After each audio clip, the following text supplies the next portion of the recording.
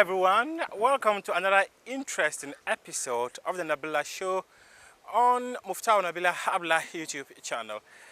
Once again, we are here to offer you some insight into certain issues in relation to the World Cup qualifier between Ghana and South Africa that was played at the Cape Coast Sports Stadium on Sunday, November 14. The previous episode of Nabila's show, we had tried providing some context into the matter and to also explain why we think that there could be the possibility of a replay of that game should FIFA is able to establish that there was external factors that influenced the decisions of the referee in the match.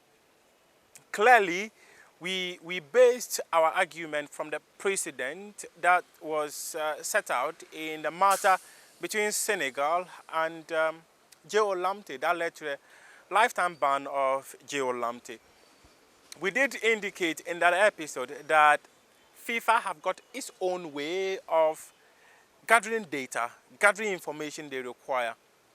Just level the allegation, give them some things that you think played a role in influencing your decision to level those allegations, and FIFA will take up the rest. To provide you some context in what transpired in the J.O Lamptey situation, and I'm just going to read the facts as available to Nabila's show, and this one we're not going to spend much time in going through that because most of you already knew what the facts were before FIFA arrived at the decision. But what FIFA did behind the scenes is what you and I don't know anything about. And I'm just going to try and read that to you. I will put that on your screen shortly so that you can read that yourself. First of all, in the matter between J.O Lamptey and Senegal, the facts are that J.O Lamptey was the referee of the match. His assistants were David Laye. The other assistant per FIFA was one Mr. Ibrahim Adams. He was the second assistant in that game. William Selom Agbovi was the fourth official in the game. Yuma Matthias was the referee assessor for that game. And Mr. Walter Nyamilandu Manda, he was nominated as the match commissioner. In their reports, they all indicated that decisions made by J.O Lamptey actually influenced the outcome of the game.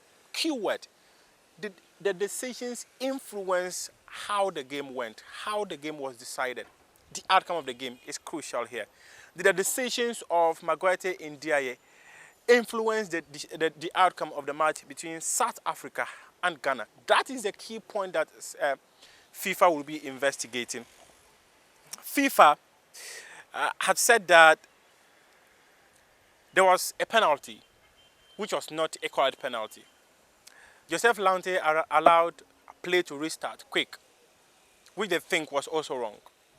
They also went into the history books, and that's why one thing I've been saying to many people who keep asking me questions about this is that FIFA did not ask Senegal to provide them the track record of refereeing when it comes to J.O Lamptey. They did not ask Senegal to provide them details from Sports Radar. In the previous episode, I mentioned FIFA Radar. It's called Sports Radar. Sports Radar is a platform that FIFA can use to investigate matters. Betting can be accessed in there, marketing can be accessed in there. So there are so many things on that platform. FIFA did not ask Senegal to help them commission 15 best referees in the continent to assess the game and advise FIFA. FIFA did not commission the professor from Scotland. I understand that this is the identity of the referee. The professor, he is a professor from the University of Salford in Manchester. He is a professor from the University of Salford in Manchester. FIFA engaged him to advise them on this matter, and they arrived at the conclusion that, yes, the match was manipulated. The difference here, however, is that In the match commissioner's report, he had indicated that the decision of the referee influenced the outcome of the match. But in the one involving South Africa and Ghana, the match commissioner did not note any incidents. The only thing he said was that South Africa said they were going to appeal. Okay, so let me just notify you that there were several entities FIFA engaged to investigate. This included the likes of EWS. The EWS is known as Early Warning System. They provided FIFA with alert that detected irregular betting patterns during the match. South Africa have said this. The early warning system, again, is going to play a role. It belongs to FIFA, actually, so FIFA is actually going to use it. Sports Radar, I guess, is also going to play a role. Again, let's not forget that Sports Radar, they named it as the Escalation Report. They said,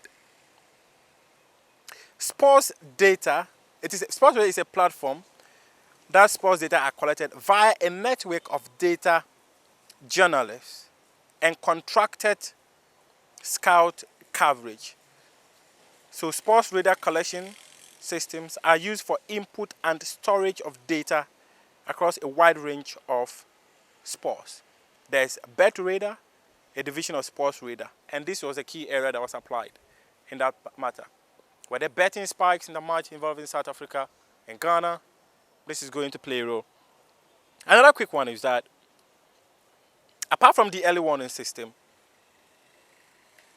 they also said there was a report that, and these people, FIFA actually engaged them, which noted that there was irregular movements of betting in the game. And this one came from the Global Lottery Monitoring System.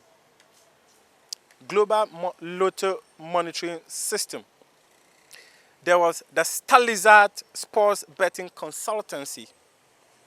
There was the Genius Sports Integrity Services.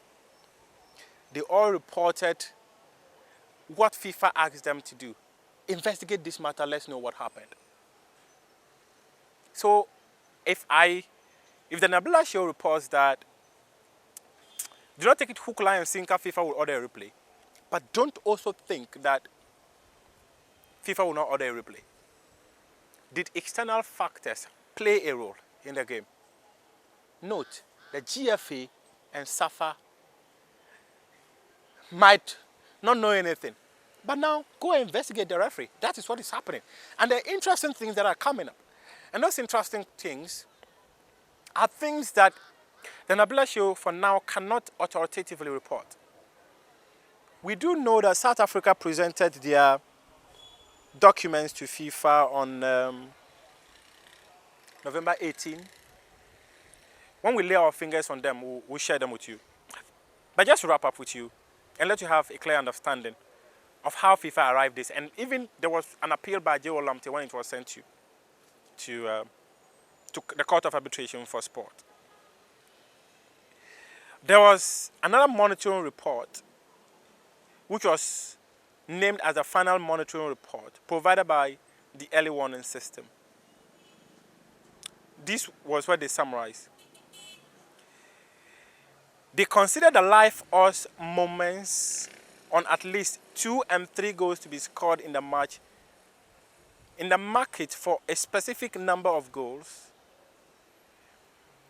in a match as irregular. They said 99.9%, 0.5%, they were very confident that it was irregular betting. So these are things that are going to be extremely easy if FIFA wants it. Because at this point, it's just a matter of what is on the internet, what was happening during the match.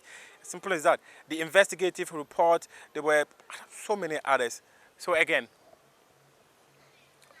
be open-minded about what FIFA could do.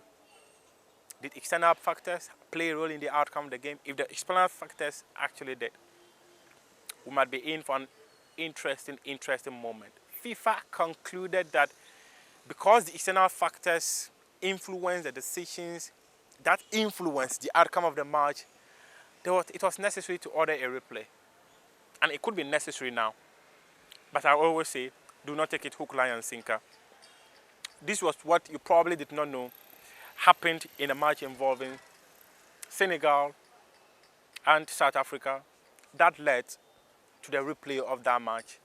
And this matter, trust me, FIFA will gather their data. And when they do, you and I will know.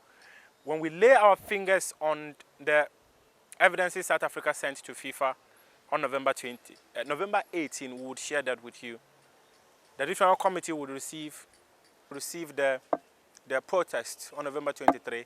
The GFA is expected to send their staff by close of November 20, and we're very optimistic that we will lay our fingers on that. And when we do, we'll be here once again to share them with you. Thanks very much for your company. I am J.O Nabila, and this has been the Nabila Show.